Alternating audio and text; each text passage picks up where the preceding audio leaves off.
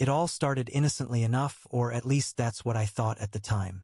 Sarah, my wife of 15 years, had reconnected with some old friends through social media. It was the kind of thing a lot of people were doing. Adding former classmates, catching up on lost time, reminiscing about their school days. I didn't think much of it at first. I trusted Sarah completely, and I thought it was nice that she was reconnecting with people who had been part of her past. It wasn't until she started mentioning one name more than the others that I began to feel uneasy. That name was Ryan. She talked about him a lot.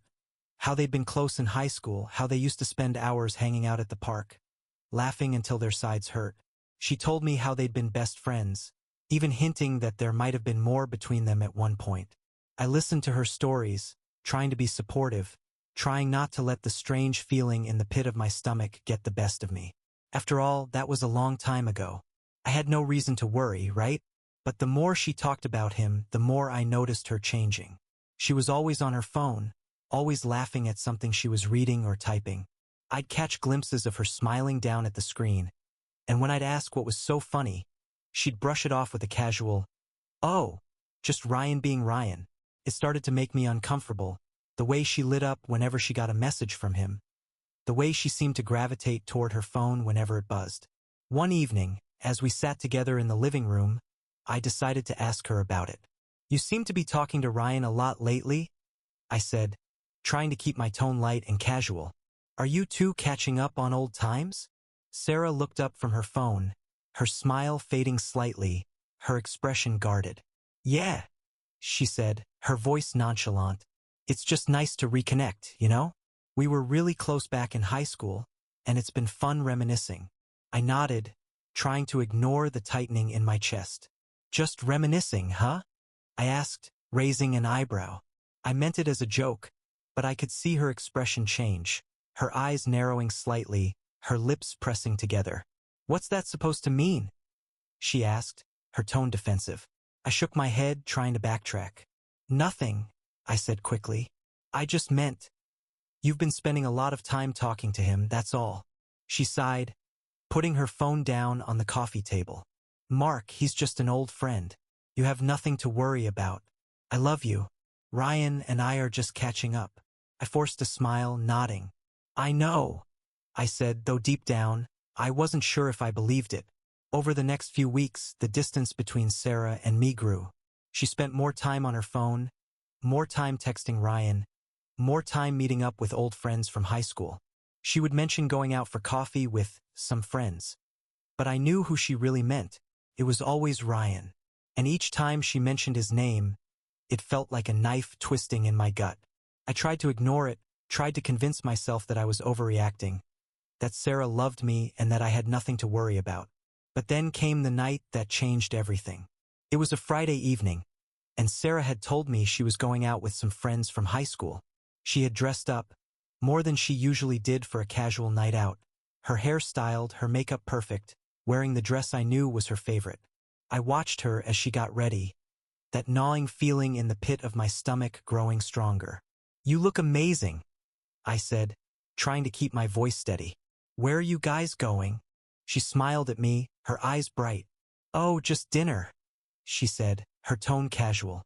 "We're meeting at that new Italian place downtown." I nodded, forcing a smile. "Have fun," I said, my heart heavy. After she left, I tried to distract myself. Watching TV, scrolling through my phone, anything to keep my mind off the growing sense of unease. But I couldn't shake the feeling that something was wrong. The more I thought about it, the more I felt like I needed to know. I hated feeling like this, like I was some paranoid husband who couldn't trust his wife. But something inside me told me that I needed to find out the truth. So I did something I never thought I'd do. I opened up her laptop. She always left it on the kitchen counter, and I knew her password. My hands were shaking as I logged in, my stomach churning with guilt and fear. I told myself that I was just being paranoid, that I wouldn't find anything, that I was going to feel ridiculous for even doing this. But as I opened her messages, my heart sank. There they were, messages between Sarah and Ryan. They weren't just friendly. They were intimate, flirtatious, filled with references to times they had spent together recently. There were messages from that very evening. Ryan telling her he couldn't wait to see her. Sarah telling him how excited she was. My eyes blurred as I scrolled through the messages, the reality of what I was reading crashing down on me. Sarah wasn't just meeting up with old friends. She was meeting Ryan. Alone. And it wasn't just innocent reminiscing. I felt my stomach turn, the pain overwhelming. I closed the laptop, my hands trembling, my heart pounding in my chest. I didn't know what to do. I didn't know how to process what I had just read. The woman I loved, the woman I had built a life with, was lying to me, sneaking around behind my back, meeting another man. When Sarah came home that night, I was still sitting in the living room, my heart heavy, my mind racing. She walked in, her cheeks flushed, her smile bright, and when she saw me, her smile faltered. "Hey," she said softly, her voice hesitant. "You're still up." I looked at her, my chest tight, the words caught in my throat. I wanted to confront her, to demand answers, but all I could do was nod, my eyes searching hers. "Yeah," I said, my voice barely above a whisper. I couldn't sleep. She walked over to me, leaning down to press a kiss to my forehead, her smile forced. "I'm going to head to bed," she said softly. "It's been a long day." I watched her as she walked away, my heart breaking. I wanted to scream, wanted to tell her that I knew everything, that I had seen the messages, but I couldn't bring myself to do it. I was too scared. Scared of what it would mean, scared of the truth, scared of what would happen to our family if I confronted her. So I stayed silent, the weight of her betrayal pressing down on me, the pain consuming me. That night, as I lay in bed beside her, I knew that everything had changed. The trust one had once had in Sarah was gone, replaced by doubt, by fear, by the overwhelming sense of betrayal. And I didn't know if we could ever come back from this. The next few days were a blur of pain, confusion, and fear. I went about my daily routine, working, taking care of the kids, pretending that everything was fine. But inside, I was falling apart. Every time I looked at Sarah, every time she smiled at me, I felt a pang of betrayal that made it hard to breathe. I knew what I had seen, knew that she was lying to me, but I couldn't bring myself to confront her. Part of me was terrified of what I'd hear, of the confirmation that the woman I loved had chosen someone else over me. But as the days went by, it became harder to pretend. The distance between us was growing, and I could see it in the way Sarah acted around me. How she avoided eye contact, how she seemed to be distracted all the time, how she spent more and more time away from home. I knew I couldn't keep going like this.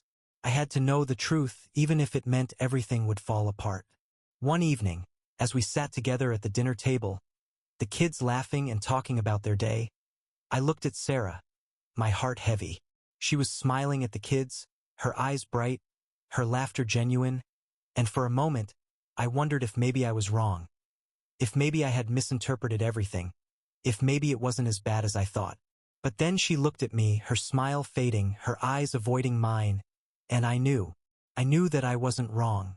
I knew that there was something she wasn't telling me.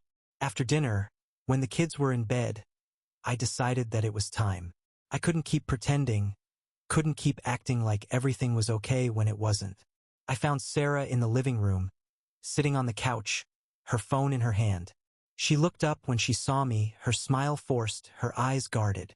"Hey," she said softly. "What's up?"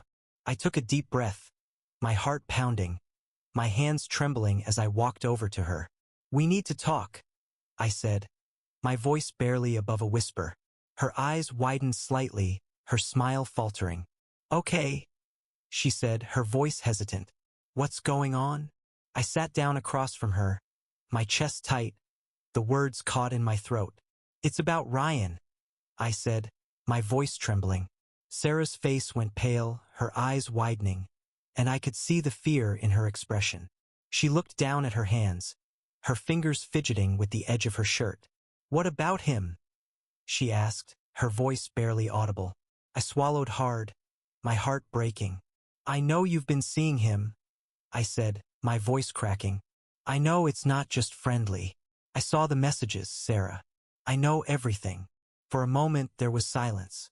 Sarah looked at me, her eyes filled with shock, her mouth opening as if to say something, but no words came out. She looked down, her hands trembling, her tears spilling over. "Mark, I—" she began, her voice breaking. "I'm so sorry. I never meant for you to find out like this." I felt my stomach turn, the anger bubbling inside me. "You never meant for me to find out?" I repeated, my voice rising. "That's what you're sorry for? Not for lying to me, not for sneaking around behind my back, but for getting caught." She shook her head, her tears falling faster, her face crumpling with pain. "No, that's not what I meant," she whispered, her voice trembling. "I'm sorry for everything. I'm sorry for hurting you, for lying to you. I never wanted to hurt you, Mark. I never wanted any of this to happen." I stared at her, my heart aching. "Then why?" I asked, my voice cracking. "Why did you do it, Sarah? Why did you choose him over me, over our family?" She looked up at me, her eyes filled with regret, her face twisted with pain. "I don't know," she whispered, her voice breaking. "I was feeling lost, disconnected. We've been married for so long, and I guess I wanted to feel something again. I wanted to feel that excitement, that spark. And then Ryan came back into my life, and it all just happened so fast. I didn't stop to consider what I was doing. I just let it happen." I felt my heart shatter at her words, the pain overwhelming. "You wanted excitement?" I repeated, my voice filled with disbelief. "We have a family, Sarah. We have a life together. And you threw it all away because you wanted a spark?" She shook her head, her tears spilling over. "I know," she whispered, her voice cracking. "I know I messed up. I know I made a terrible mistake. But I love you, Mark. I love our family, and I want to fix this. I want to make things right." I looked at her, my heart heavy, the weight of her betrayal pressing down on me. I wanted to believe her, wanted to believe that she was truly sorry, that we could find a way to move past this. But I didn't know if I could. I didn't know if I could ever trust her again, if I could ever look at her the same way, knowing that she had chosen someone else over me. "I don't know if we can fix this," I said finally, my voice trembling. "I don't know if I can forgive you, Sarah. You broke my trust, and I don't know if we can ever come back from that." She looked at me, her tears spilling over, her face filled with despair. "Please, Mark," she whispered, her voice cracking. "Please give me a chance. I love you, and I want to fight for us. I want to make things right. I'll do whatever it takes." I took a deep breath, my heart aching. "I need time," I said softly, my voice barely above a whisper. "I need time to think, to figure out what I want. I can't make any promises, Sarah. I don't know if we can come back from this." She nodded, her tears spilling over, her face filled with pain. "I understand," she whispered, her voice trembling. "I'll give you all the time you need. Just please don't give up on us." I looked at her, my heart heavy, the weight of her words pressing down on me. I wanted to believe her, wanted to believe that we could find a way to move past this, but I didn't know if I could. The trust was gone, replaced by doubt, by fear, by the overwhelming sense of betrayal. And I didn't know if we could ever come back from that. The next few days were filled with tension. Sarah stayed home, trying to show me that she was committed to fixing things, but it only made the distance between us more palpable. Every time I looked at her, I saw the messages, the lies, the betrayal. I saw her with Ryan, laughing, smiling, feeling that spark she had talked about, and it broke my heart all over again. One night, as I lay in bed, unable to sleep, I knew that I couldn't keep going like this. I couldn't keep pretending that everything was fine, couldn't keep living in a state of constant pain and doubt. I needed answers. I needed to know if there was still a chance for us, or if it was time to let go. The next morning, I sat down with Sarah, my heart heavy, my hands trembling. "I need to know," I said, my voice cracking. "I need to know if you're truly committed to fixing this, if you're willing to do whatever it takes to make things right." She looked at me, her eyes filled with determination, her tears spilling over. "I am," she whispered, her voice trembling. "I love you, Mark. and I want to fight for us. I'll do whatever it takes. I nodded, my heart aching. Then let's take it one day at a time, I said softly, my voice barely above a whisper. Let's try.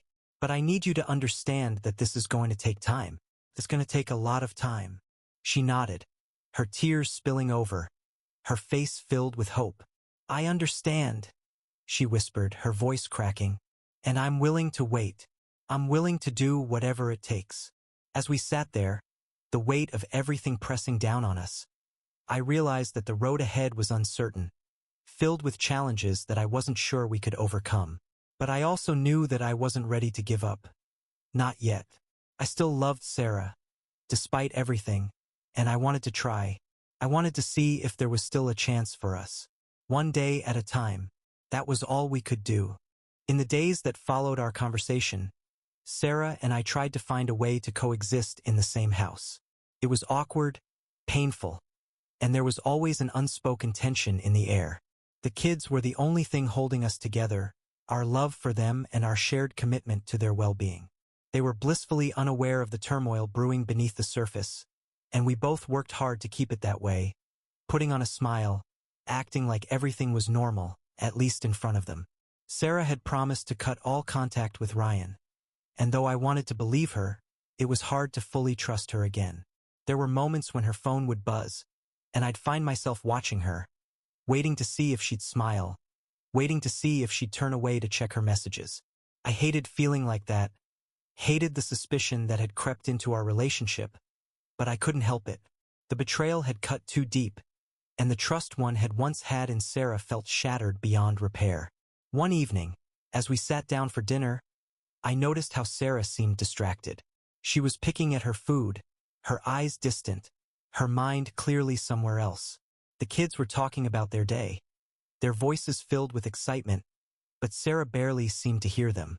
My chest tightened, and I felt that familiar pang of unease. I couldn't ignore it anymore. I had to know if she was really done with Ryan or if she was still keeping secrets. After the kids went to bed that night, I found Sarah in the living room, staring at her phone, her face lit by the glow of the screen. I felt my heart sink, the doubt gnawing at me, and I knew that I couldn't keep pretending that everything was fine. I had to confront her again, had to know if she was truly committed to fixing things or if she was still hiding something from me. Sarah, I said softly, my voice trembling. She looked up at me, her eyes widening slightly in surprise. Mark, she said, her voice hesitant. What's going on? I took a deep breath, my heart pounding, my hands shaking as I walked over to her. I need to know, I said, my voice cracking. I need to know if you're really done with Ryan, if you're still talking to him, if you're still hiding something from me. Her face went pale, and she looked down at her phone, her fingers trembling. Mark, I'm not talking to him, she whispered, her voice barely audible. I told you I'd stop, and I meant it. I stared at her, my heart aching. Then why do you seem so distant? I asked, my voice rising. Why do I still feel like you're hiding something from me? I want to believe you, Sarah, but it's so hard when everything feels different. She looked up at me, her eyes filled with tears, her face twisted with pain. I know, she whispered, her voice cracking. I know I've broken your trust, and I know it's going to take time to rebuild. But I'm trying, Mark. I'm trying to make things right. I shook my head, my heart breaking. I need more than that, I said, my voice trembling. I need to see that you're committed. I need to know that you're willing to do whatever it takes to fix this, even if it means cutting him out of your life completely. Sarah nodded, her tears spilling over, her face filled with determination. I am, she whispered. I'll do whatever it takes. I want to fix this, Mark. I want to fight for us. I sighed, my heart heavy. Then we need to set some boundaries, I said, my voice barely above a whisper. No more contact with Ryan at all. And I need you to be open with me, to let me in, to show me that you're truly committed to rebuilding what we've lost. She nodded, her tears spilling over, her face filled with regret.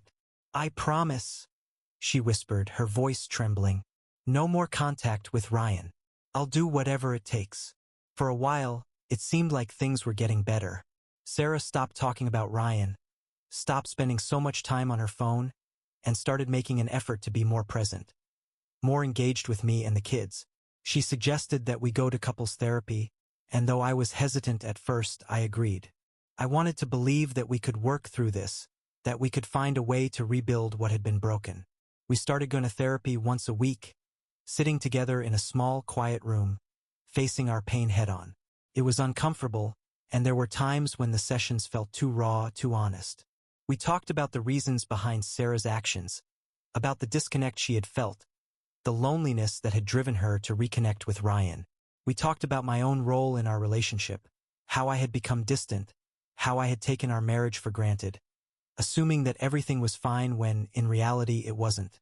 It wasn't easy, and there were moments when I wanted to walk away, moments when the pain felt too overwhelming, when I felt like I couldn't keep going. But each time, I reminded myself of the life we had built together, of the family we had, and of the love that was still there, buried beneath all the hurt. And slowly, I began to see a change in Sarah. She was more vulnerable, more honest, more willing to face her mistakes and take responsibility for what she had done. One evening, after a particularly emotional therapy session, Sarah and I sat on the couch, the silence between us heavy. She looked at me, her eyes filled with tears, her face pale. "I know I've hurt you," she whispered, her voice trembling. "I know that I've shattered your trust, and I don't know if I'll ever be able to make up for it. But I love you, Mark. I love you, and I want to fight for us. I want to prove to you that I'm still the woman you fell in love with." I looked at her, my heart aching, the pain still raw but mingled with a glimmer of hope. "I want to believe that, Sarah," I said softly, my voice cracking. "I want to believe that we can get through this. But it's going to take time. It's going to take a lot of work." She nodded, her tears spilling over, her eyes filled with determination. "I'm willing to do the work," she whispered, her voice barely audible. "I'm willing to do whatever it takes." As the weeks went by, I began to see more of the woman I had fallen in love with, the Sarah who was kind, who was caring, who was always there for me and for our family.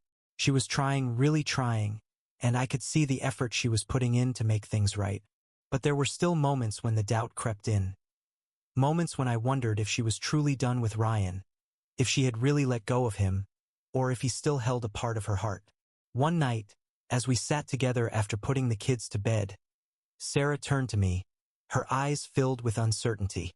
"I need to tell you something," she said, her voice trembling. My heart sank, the fear overwhelming as I looked at her, my mind racing with possibilities. "What is it?" I asked, my voice barely above a whisper. She took a deep breath, her hands trembling as she wiped away her tears. "Ryan reached out to me," she said, her voice cracking. "He messaged me a few days ago, asking if we could talk." I felt my stomach turn, the anger and pain bubbling up inside me. "And did you?" I asked, my voice filled with tension. She shook her head, her tears spilling over. "No," she whispered. I didn't respond. I deleted the message. But I needed to tell you. I needed you to know that he tried to contact me, and that I chose you. I chose us. I looked at her, my heart aching. The pain mingled with a sense of relief. She had chosen me. Chosen us. But the fact that Ryan was still trying to reach out, still trying to come between us, made my stomach churn. I wanted to believe that we could move past this, that we could find a way to truly rebuild. But it was hard when the past kept resurfacing, when Ryan was still out there, still a threat to our fragile peace. "Thank you for telling me," I said finally, my voice trembling. "I know that wasn't easy, but it means a lot. It means a lot that you chose to be honest with me." She nodded, her tears spilling over, her face filled with determination. "I'll keep choosing you, Mark," she whispered, her voice cracking. "I'll keep choosing us, no matter what." I wrapped my arms around her, pulling her close, my heart aching as I held her. The road ahead was still uncertain, still filled with challenges, but I knew that I wasn't ready to give up. Not yet. I still loved Sarah, and I could see that she was trying, truly trying, to make things right. And as I held her, I realized that maybe, just maybe, There was still a chance for us. A chance to rebuild, a chance to find our way back to each other one day at a time. The next few weeks were a test of our resolve. After Sarah confessed that Ryan had tried to contact her, I could see how much it weighed on her. She was constantly on edge, always looking over her shoulder, always checking her phone with a nervous glance before putting it away. I knew she was scared. Scared that Ryan wouldn't let go. Scared that he would find a way to worm his way back into her life, into our lives. I tried my best to be patient, to be understanding. Sarah had broken my trust, but she was trying, and I could see the effort she was putting in every day. She deleted her social media accounts, blocked Ryan's number, and even changed her phone number just to be safe. She was making it clear that she wanted to move on, that she wanted to put Ryan in the past and focus on our family. But even with all those changes, the shadow of what had happened loomed over us, making it hard to fully move forward. One evening, as we were getting ready for bed, Sarah looked at me, her eyes filled with uncertainty. "Do you think we'll ever be able to move past this?" she asked softly, her voice trembling. I took a deep breath, my heart aching. "I don't know," I said honestly, "but I think we're trying, and that's all we can do. It's going to take time, Sarah. Trust doesn't just come back overnight." She nodded, her tears welling up, her face filled with regret. "I hate what I've done to us," she whispered, her voice cracking. "I hate that I let him come between us. But I'm going to keep trying, Mark. I'm going to keep fighting for us, no matter how long it takes." I looked at her, my heart heavy but hopeful. "That's all I need," I said softly. "I just need to see that you're trying." But even with all the progress we were making, there were still moments when the past came rushing back. Moments when the pain of her betrayal felt too raw, too overwhelming. And there were moments when Ryan's shadow seemed to grow even larger, reminding us that he wasn't going to let go that easily. One afternoon, while I was at work, I received a call from Sarah. Her voice was shaky, filled with fear, and I could hear the panic in her words as she spoke. "Mark, you need to come home," she said, her voice trembling. "Ryan showed up at the house." My blood ran cold, the fear overwhelming as her words sank in. "What do you mean he showed up?" I asked, my voice rising. "Is he still there?" "No," she whispered, her voice cracking. "He left when I told him to, but he said he just wanted to talk. He said he misses me." I felt a surge of anger, the rage bubbling up inside me as I clenched my jaw. Ryan wasn't just a memory, he was a threat. He wasn't going to let go, and I knew that as long as he was still out there, our family wasn't safe. "I'm coming home," I said, my voice filled with determination. "Just stay inside, lock the doors. I'll be there as soon as I can." I hung up, my heart pounding, my mind racing with possibilities. I had tried to be patient, tried to be understanding, but this was too much. Ryan had crossed a line, and I wasn't going to let him threaten my family any longer. I drove home as fast as I could, my hands shaking on the steering wheel, the anger and fear swirling inside me. When I got home, Sarah was sitting on the couch, her face pale, her hands trembling. She looked up when she saw me, her eyes filled with tears, her face twisted with fear. "Mark," she whispered, her voice cracking. "I'm so scared. I don't know what he's going to do." I walked over to her, wrapping my arms around her, pulling her close. "It's going to be okay," I said softly, my voice trembling. "We're going to figure this out. He's not going to hurt us." She looked up at me, her tears spilling over, her eyes filled with uncertainty. "What if he doesn't stop?" she asked, her voice barely above a whisper. "What if he keeps trying to come back?" I took a deep breath, my heart pounding, the fear and anger mingling inside me. "Then we'll make sure he can't," I said, my voice filled with determination. "We'll get a restraining order, we'll go to the police, whatever it takes. I'm not going to let him ruin our lives." Sarah nodded, her tears spilling over, her face filled with a mix of fear and hope. "I want to fight for us," she whispered, her voice cracking. "I want to move on, to put all of this behind us." "We will," I said softly, my voice trembling. "One step at a time." The next day, We went to the police station, filing a report about Ryan showing up at our house. The officers took our statements, and though they couldn't promise that Ryan would be arrested, they assured us that they would keep an eye on the situation, that we could seek a restraining order if he continued to harass us. It wasn't the definitive action I had hoped for, but it was something. A step toward protecting our family. A step toward taking control of our lives again. After we left the police station, Sarah and I sat in the car, the silence between us heavy. She looked over at me, her eyes filled with tears, her hands trembling as she reached for mine. "I know this is all my fault," she whispered, her voice cracking. "I know that I'm the one who let him back into our lives, who caused all of this. But I promise, Mark, I'm going to keep fighting. I'm going to make this right." I looked at her, my heart aching, the pain still there but mingled with a sense of hope. "We're in this together," I said softly, my voice trembling. "We're going to get through this, no matter what." As the weeks went by, we tried to move forward, tried to put the past behind us. Sarah was more present, more engaged, and I could see how hard she was trying to prove to me that she was committed to our family, to our marriage. We continued with therapy, working through the pain, the betrayal, and slowly, I began to feel the walls between us start to come down.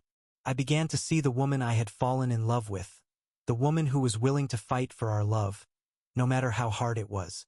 But Ryan was still out there, and even though we hadn't heard from him again, the fear that he might try something lingered in the back of my mind.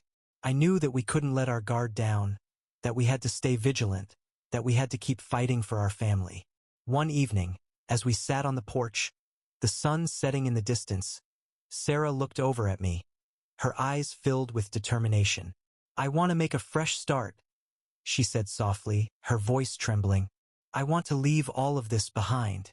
I've been thinking, maybe we should move." I looked at her, surprised, my heart pounding. "Move?" I asked, my voice filled with uncertainty. "You want to leave?" She nodded, her eyes welling up with tears. "I think it's the only way," she whispered. "The only way to truly move on, to put all of this behind us. I want to start over, Mark. I want a new beginning for us, for our family." I took a deep breath, my heart heavy with both fear and hope. Moving would be a big step, leaving behind everything we knew, everything we had built. But as I looked at Sarah, her eyes filled with determination, I realized that maybe she was right. Maybe a fresh start was exactly what we needed. A chance to leave behind the pain, the fear, and the memories that had haunted us for so long. "Okay," I said softly, my voice trembling. "Let's do it. Let's start over." She smiled, her tears spilling over, and she leaned in, resting her forehead against mine. "Thank you," she whispered, her voice cracking, "for giving me a chance, for believing in us." "I love you, Sarah," I whispered, my voice filled with emotion, "and I'm willing to do whatever it takes to make this work." As we sat there, holding each other, the sun setting behind us, I realized that the road ahead was still uncertain, still filled with challenges. But we were fighting for each other, for our family, and that was all that mattered. One step at a time, one day at a time, we were going to find our way back to each other. We were going to start over, and we were going to make it work together. The decision to move was both terrifying and liberating. It was the kind of choice that could change everything, for better or worse, but I knew we needed it. The memories of Ryan's intrusion into our lives were too strong, too vivid, and staying in our house made it impossible to truly move forward. I wanted to give our family a fresh start, to create new memories without the weight of the past pressing down on us. We decided to move to a small town about an hour away. It wasn't too far from our old home, but it was far enough to give us some distance, to give us the space we needed to rebuild. The house we found was perfect, smaller than our old one, but cozy, with a big backyard for the kids to play in. It felt like a new beginning, a chance to leave the past behind and start over. The kids were excited about the move, and their excitement was infectious. They loved exploring the new house, picking out their rooms, running around the backyard. For them, it was an adventure, a chance to make new friends, to start over in a new place. I envied their innocence, their ability to see the move as something exciting, without the weight of everything that had led up to it. For Sarah and me, it was different. The move was bittersweet, filled with a mixture of hope and fear. We both knew that this was our chance to make things right, our chance to rebuild what had been broken. But we also knew that it wasn't going to be easy, that the pain of the past wouldn't just disappear because we were in a new place. The first few weeks in the new house were filled with unpacking, settling in, trying to make the house feel like home. We spent our evenings together, decorating the kids' rooms, hanging up family photos, trying to create a sense of warmth and familiarity. It felt good, like we were building something new, something that was ours. And slowly, I began to feel the weight of everything that had happened start to lift. One evening, after the kids had gone to bed, Sarah and I sat together on the porch, the cool evening breeze rustling the leaves of the trees around us. She looked at me, her eyes filled with a mixture of love and determination. "I know we still have a long way to go," she said softly, her voice trembling. "But I feel like this is the beginning of something good, Mark. I feel like we're finally moving forward."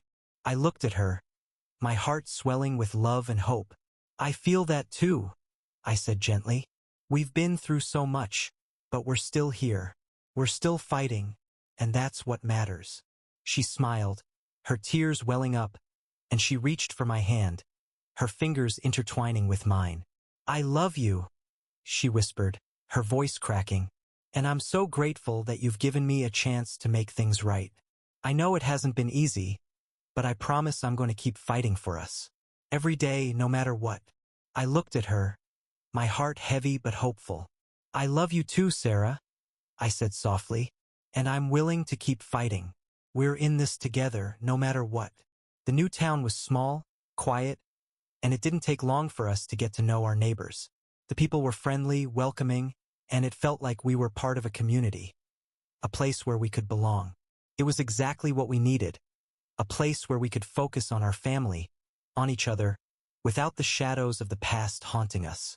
One Saturday, we decided to have a family day at the park. It was a beautiful day, the sun shining, the sky a bright blue. We packed a picnic, loaded the kids into the car, and drove to a nearby park. The kids were excited, their laughter filling the car as we drove, and I couldn't help but smile. It felt like we were finally finding our way back to each other, like we were creating new memories that weren't tainted by the past. When we arrived at the park, the kids ran off to play, their laughter echoing across the open field. Sarah and I spread out a blanket under a tree, sitting down together, watching the kids play. She looked over at me, her eyes filled with emotion, her smile soft. "This feels good," she said softly, her voice barely above a whisper.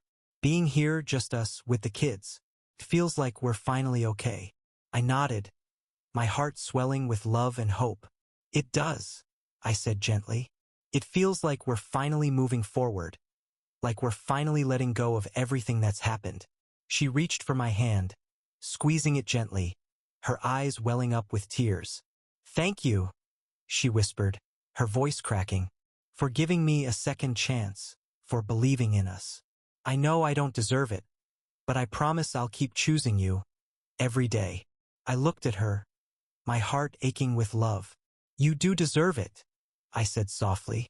"We both made mistakes, but we're still here. We're still fighting, and that's what matters. I love you, Sarah, and I'll keep choosing you too." As we sat there watching our kids play, I realized just how far we had come. We had faced betrayal, fear, and pain, but we had also found forgiveness, hope, and love. We had chosen each other, even when it was hard, even when it hurt, and that was what made our love so strong, so real. That night, as we sat together on the porch, the stars twinkling above us, Sarah turned to me, her eyes filled with determination. "I want us to keep growing," she said softly, her voice trembling. "I want us to keep working on our marriage, to keep building something beautiful together." I smiled, my heart swelling with love. "I want that too," I said gently. "We've come so far, and I know we still have a long way to go, but I believe in us. I believe in what we have." She leaned in, resting her head on my shoulder, her tears spilling over. "I love you, Mark," she whispered, her voice cracking. And I promise, I'll keep choosing you, every day, for the rest of my life. I wrapped my arm around her, holding her close, my heart filled with love and peace. I love you too, I whispered, and I'll keep choosing you no matter what. As we sat there, holding each other, the stars above us, I realized that our love had been tested in ways I never imagined. We had faced darkness, betrayal, fear, and pain, but we had also found hope, forgiveness, and an unbreakable bond.